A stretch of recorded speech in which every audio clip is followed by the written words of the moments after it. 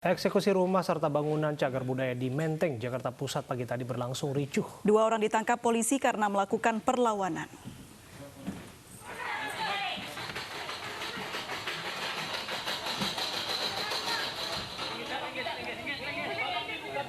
Beberapa kerabat pihak keluarga berusaha menghalang-halangi petugas jurusita yang mencoba masuk untuk melakukan eksekusi rumah. Eksekusi rumah dan bangunan cagar budaya Muhammad Yamin terjadi di Jalan Diponegoro 10 Menteng, Jakarta Pusat pagi tadi. 2 orang yang diduga menjadi provokator ditangkap polisi. Ya, menurut jurusita Pengadilan Jakarta Pusat Asmawi, bangunan seluas 1.600 meter dilelang oleh pihak bank dan dimenangkan Hendra Fahmi sebagai pemenang lelang. Untuk mengantisipasi kericuhan, pihak kepolisian Polres Jakarta Pusat berjaga di lokasi. Ayo, Mas, silakan.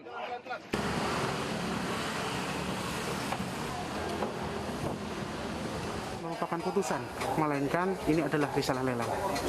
Ya, Artinya ini yang bersangkutan utang di bank atau seperti apa? Demikianlah. Ya, Lalu pihak bank melelang rumah ya intinya seperti itu. Dari pemenang lelang ini adalah Bapak Haji Hendra Fahmi. Ya, yang melaksanakan pemohon eksekusi di sini adalah Bapak Haji Hendra Fahmi selaku pemohon eksekusi. Buntut kasus meninggalnya bayi yang diduga akibat keterlambatan penanganan oleh rumah sakit, ratusan mahasiswa di Polewali Mandar, Sulawesi Barat turun ke jalan. Massa berunjuk rasa dengan membakar ban.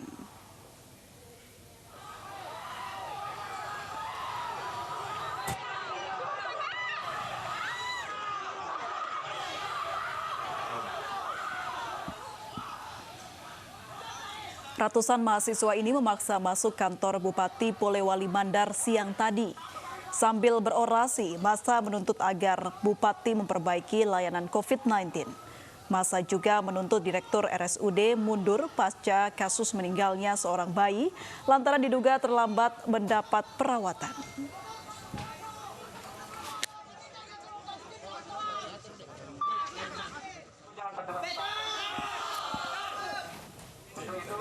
Setelah masuk ke dalam halaman kantor Bupati, aksi mahasiswa dikawal ketat polisi dan Satpol PP. Usai menyampaikan aspirasinya, para pengunjuk rasa membubarkan diri. Lagi-lagi kami sampaikan kepada Bapak yang duduk. Warga desa Mompang Julu, Mandailing Natal, Sumatera Utara memblokade jalan lintas Sumatera Medan Padang. Warga menuntut pembebasan warga yang ditangkap saat aksi demo anarkis menuntut mundurnya kepala desa. Penutupan jalan lintas Sumatera Medan Padang oleh warga desa Mompang Julu, Mandailing Natal, Sumatera Utara terjadi sejak kemarin pagi. Warga menolak penangkapan 3 warga Mompang Julu terkait demo anarkis berujung pembakaran mobil dinas Wakapolres Mandailing Natal Senin lalu. Para pelaku yang ditangkap polisi diduga provokator dan eksekutor aksi anarkis.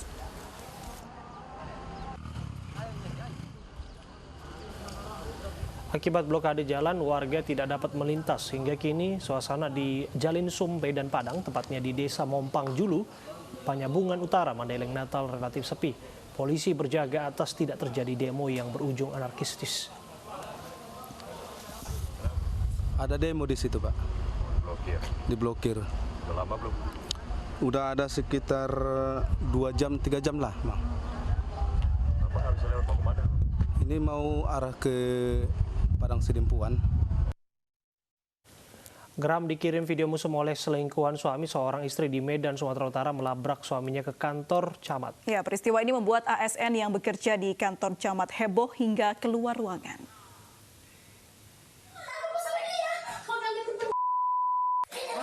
Seorang istri di Medan, Sumatera Utara tak mampu membendung amarahnya saat mengerebek suaminya yang sedang berduaan dengan wanita lain di salah satu hotel di Medan, Sumatera Utara. Tak berhenti sampai di situ, ia juga melampiaskan kekesalannya pada wanita yang diduga selingkuhan suaminya. Geram atas kelakuan suaminya, dirinya mendatangi kantor suaminya yang bekerja sebagai staf keuangan di kantor Kecamatan Medan Polonia, Medan, Sumatera Utara.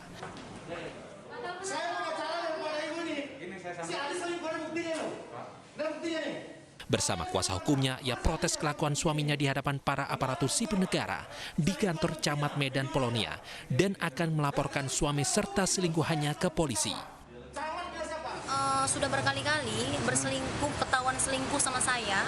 Dia selingkuh sama wanita yang bernama Jessica Oktaviani Hareva, tinggalnya di Tanjung Merawa, kerjanya di Indomaret. Saya sudah berapa kali mengetahuinya dan memaafkannya. Sudah berkali-kali saya maafkan. Nah, bahkan terkadang suami saya marah kembali sama saya gitu. Jadi ini yang terakhir kali saya nggak mau maafkan lagi karena tanggal 27 hari Sabtu bulan 6 saya jumpa sama wanita itu dan wanita itu memberikan video mesum mereka dan menyuruh ya udah supaya saya berpisah sama suami saya. Ditunjukkannya lah video mesumnya itu sama saya, video mesum mereka berdua gitu. Berarti memang sengaja kan? Memang sengaja.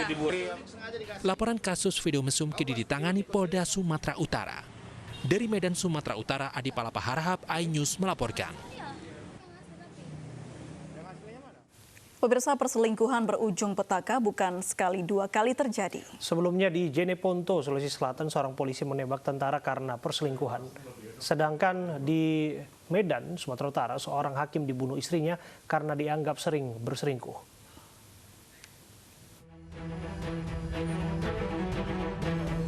Majelis Hakim Pengadilan Negeri Medan menjatuhkan vonis hukuman mati kepada Zuraida Hanum. Zuraida terbukti bersalah menjadi otak pembunuhan suaminya Jamaluddin, Hakim Pengadilan Negeri Medan. Sementara dua eksekutor yaitu Jeffrey Pratama dipenjara seumur hidup dan adiknya Reza Pahlevi dihukum 20 tahun penjara. Menurut Zuraida, motif menghilangkan nyawa suaminya lantaran kerap berselingkuh. Di Jeneponto, Sulawesi Selatan, seorang polisi berinisial Bribka HE menembak istrinya dan seorang tentara Serda HA pada 14 Mei lalu. Penembakan diduga karena perselingkuhan antara istri Bribka HE dan Serda HA. HE mendapati istrinya dan HA berada di dalam kamar ketika pulang. Istri Bribka HE tertembak di kaki, sementara Serda HA tertembak di dada dan pahanya. Tim Liputan iNews melaporkan. Orang tua dan wali murid berunjuk rasa di depan Balai Kota Depok, Jawa Barat. Mereka memprotes sistem penerimaan peserta didik baru atau PPDB yang dinilai tidak adil bagi siswa dari keluarga miskin. Pemerintah Kota Depok dianggap tidak adil dan tidak memberikan solusi bagi siswa yang ditolak masuk ke sekolah negeri, terutama mereka yang berasal dari keluarga miskin. Orang tua dan wali murid khawatir anaknya tidak bisa sekolah sejak pemberlakuan PPDB yang memprioritaskan siswa berdasarkan usia. Mereka mengaku selalu ditolak karena masalah administrasi di setiap sekolah negeri di Depok. Padahal anak mereka termasuk siswa berprestasi. Sementara mereka tidak mampu menyekolahkan anaknya di sekolah swasta.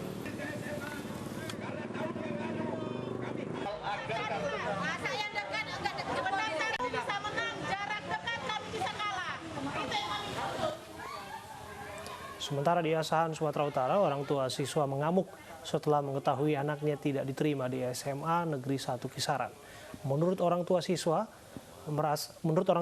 merasa penerimaan peserta didik baru tidak adil. Karena mereka rumahnya dekat sekolah justru tidak diterima. Sementara pihak sekolah mengaku PPDB tahun ajaran 2020-2021 dilakukan secara online dan yang menentukan lolos atau tidaknya peserta didik adalah Dinas Pendidikan Provinsi Sumatera Utara.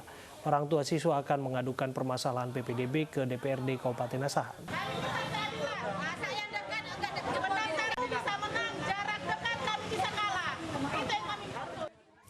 Selain di Depok dan Sumatera Utara, kisruh penerimaan peserta didik baru juga terjadi di ibu kota. Ya, aduan terkait syarat mengenai usia ini dibawa hingga ke DPR RI.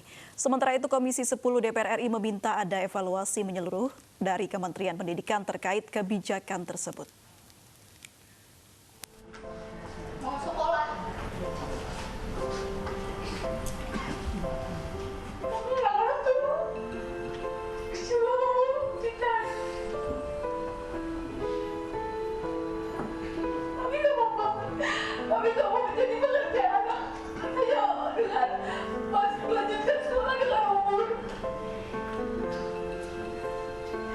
Kami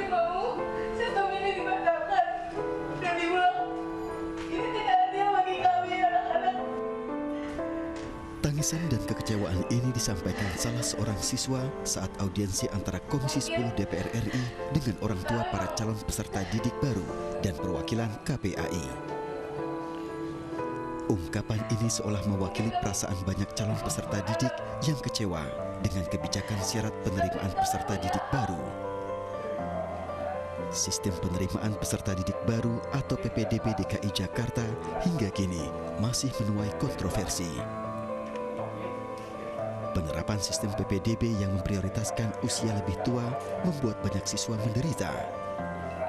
Akibatnya, tidak sedikit orang tua yang harus pontang-panting berjuang mencari sekolah yang mau menerima anak mereka.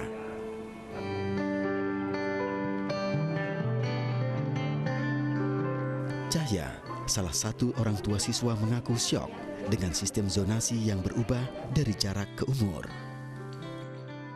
Ini prosesnya udah nggak fair ya. Semua anak berhak untuk mendapatkan pendidikan apapun itu, apalagi cari sekolah ya.